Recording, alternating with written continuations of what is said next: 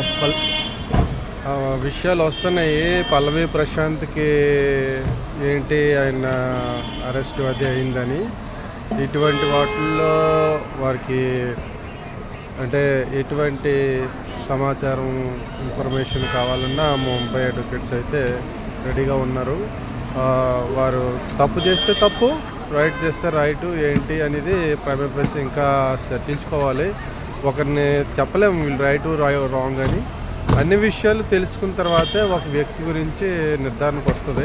ఆయన అరెస్ట్ చేసినంత మాత్రాన ఆయన రైట్స్ని ఇన్ఫ్లుయెన్స్ చేసినట్లు కాదు.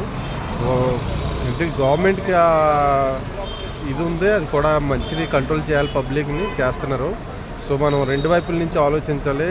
And public property is highly important, destruction చేయకూడదు. ఏం ఇన్ఫ్లుయెన్స్ అందులో ఎంత ఉంది పల్లవి ప్రశాంత్ అనేది తెలుసుకోవాలి మనమైతే. ఓకేనా?